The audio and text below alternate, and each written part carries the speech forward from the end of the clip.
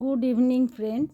আজকে খুব ভালো দিন। আজকে হচ্ছে অমাবস্যা, তার মধ্যে শনিবার। আজকে তারাপীঠে তো ভীষণ বড় করে পুজো হচ্ছে।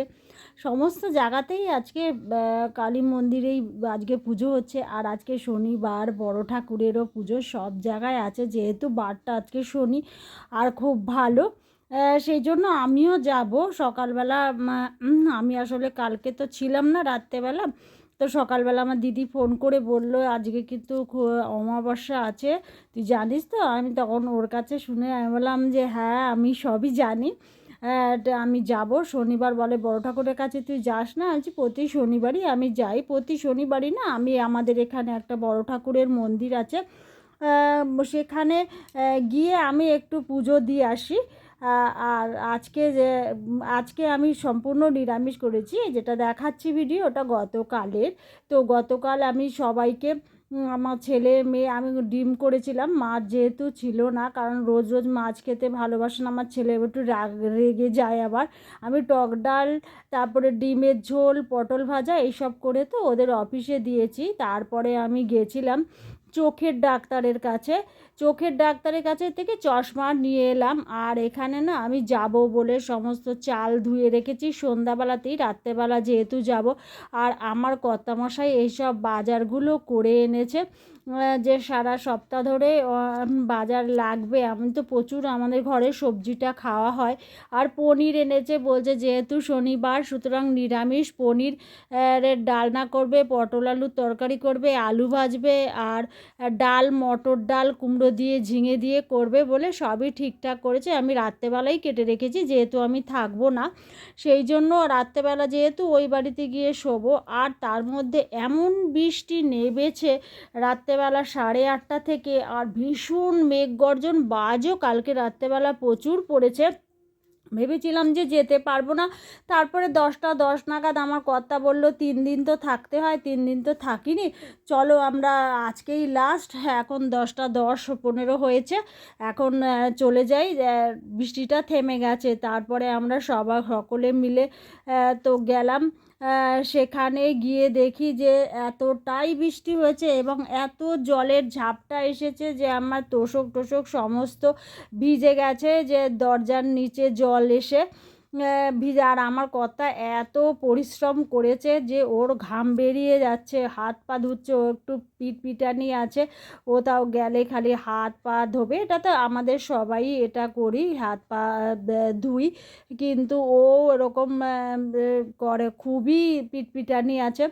আর আমি এখানে অন্যান্য কাজগুলো সেরে নিচ্ছি, কারণ হচ্ছে এই দেখুন, আমি গিয়ে দেখি এত জল, দরজাটা খুলতেই ছেলের যে বিছানাটা, সেই বিছানাটা পুরোটাই ভিজে গেছে, যার জন্য ছেলে আলাদা ঘরে শুতে পারেনি। আমি এখানে তারপরে সেই জল ন্যাকড়া দিয়ে দিয়ে তুলে, তা সেই জল বালতিতে করে তুলে তুলে ফেলেছি আমি। তারপরে আমাদের যে যে তৈরি করেছে ফ্ল্যাটটা, প্রমোটার, তাকে জানিয়েছি যে দাদা এরকম কি অবস্থা, জলে হচ্ছে, ফটো তুলে রেখেছি, ওটা শনিবার। এই রবিবার আমরা ওনাকে দেখাবো, দেখো জলের কি অবস্থা। প্রচুর জল পড়েছিল। এখন সাদা মেঝে বলে খুব একটা দেখো বিছনা টুছনা সমস্ত ভেজা।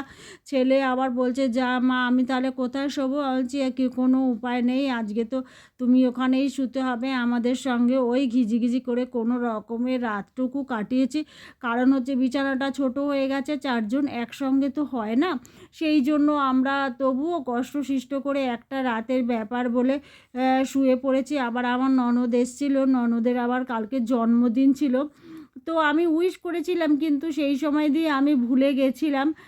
কিন্তু তারপরে তো পায়েস নিয়ে এসছে, পায়েস নিয়ে আসার পরে আমি হঠাৎ বললাম ও আজকে তো জন্মদিন, এখন ননদকে কিছু দেওয়া হয়নি, তো ওকে দিতে হবে, একটা কিছু তো একটা দিতেই হবে, কারণ হচ্ছে যেহেতু জন্মদিন, ভাই বলে কথা, একটা কিছু দিতে হবে। ওটা রবিবার গিয়ে কিনবো, যেহেতু আমার কর্তার কোনো ছুটি নেই, সেই জন্য কিছু কিনতে পারিনি। আর শনিবার তো আমাদের এখানে সমস্ত জায়গায় বন্ধ থাকে, সেই জন্যই কিছুই কেনা হয়নি।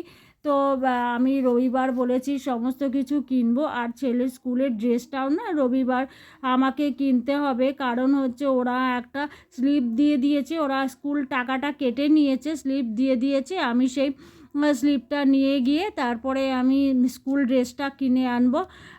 এছাড়া ছেলের বই টই সমস্ত কিছুই মোটামুটি আমি দিয়ে দিয়েছি, ওদের একটা জানিয়ে দিয়েছি যে আমার যেই বইগুলো কেনা হয়েছে সেইগুলো। দেখো কি পরিমাণ জল আমি দেখছি, দেখো দেখলেই বুঝতে পারবে, এগুলো সব দরজা দিয়ে এসেছে। সেই জন্য আমাদের প্রমোটারকে বললো যে দাদা একটা চৌকাঠ করে দিন, নাহলে তো এরকম জল এলে তো হবে না। বলে ঠিক আছে আপনি রবিবার আসুন, আমি দেখছি। ওনাকে তো এইটা দেখাতে হবে, আমরা এটা ভিডিও করে রেখেছি, কারণ উনি হয়তো বিশ্বাস করবেন না যে এরকম পরিমাণে জল আমি কাচিয়েছি। সেই জন্য আমি আবার বললাম একটা ভিডিও করে রাখ, নাহলে তো দাদা বিশ্বাস করবে না। আর এখানে আমি ভোর হয়ে গেছে, রাতটুকু কোনো রকমের ঘিজি করে কাটিয়ে ভোর হয়ে গেছে। এবার আমি একটু চা করছি। কেটলিটা আমি নিয়ে গেছি ওখানে, চা দুধ চিনি বিস্কুট সবই নিয়ে গেছি। ছাতু ছেলে যেহেতু পড়তে যাবে এবং ওখান থেকে 2 মিনিটের রাস্তা, সুতরাং আমি এখান থেকে ছাতুটাও নিয়ে গেছিলাম, ছেলেকে গুলে দিয়ে দিয়েছি, ও খেয়ে তারপরে বেরোবে। আমি আগে চলে এসেছি, কারণ আমাকে আবার বাড়িতে এসে রান্না বান্নার সমস্ত কিছু করতে হবে বলে আমি তাড়াতাড়ি করে বাড়িতে চলে এসেছি। এখানে চা দুধ সমস্ত কিছু নাবিয়ে রাখছি। এবারে নাবিয়ে রেখে গেল কাপ ডিশ সমস্ত কিছুই আমি নিয়ে গেছিলাম, কারণ হচ্ছে আস্তে আস্তে সবই তো নিয়ে যেতে হবে, আর এইসব টুকটাক জিনিস তো আমরা গাড়িতে করে নিয়ে যেতে পারবো না, তাই আমরা নিজেরা যত দূর পাচ্ছি আস্তে করে নিচ্ছি। এখনও আমাদের সামনের এইসব নিচের দরজা ফরজা কিছুই হয়নি, একবারে তো এতগুলো করা সম্ভব হয়ে উঠছে না, তবে ধীরে আস্তে করব আমরা। সবই একটু সময় লাগবে, কারণ আমরা মধ্যবিত্ত ফ্যামিলিতে সব কিছু একবারে করা সম্ভব নয়, সেই জন্যই আমরা করতে পারিনি। এছাড়া যতটুকু পেরেছি ততটুকু করেছি। এবার বাদবাকিটুকু দেখা যাবে। এই যে ননদ পায়েস দিয়েছে, সেই পায়েসটা আবার আমার মেয়ে ছেলে আমি একটু খেলাম, আমার বর আবার একটু খেলো, সবাই মিলে একটু করে খেলাম। তারপরে ননদ এসেছিল, এসে বলছে ওদের বাড়ি আর আমাদের বাড়ি 2 মিনিটের তফাৎ। তারপরে এসে আবার চলে গেছে, রাত তখন 11:30 11:30 তখন চলে গেছে। তারপরে এখানে আমি সমস্ত কিছু সব বার করে নিয়ে নিচ্ছি, কারণ হচ্ছে আস্তে তো সবই বলে কি খুব ভালো করেছিস, ননদ বলছে খুব ভালো করেছিস, আস্তে তুই সবই কিছু করে নিয়ে আসছিস, নাহলে কি করে আর নিয়ে আসবি।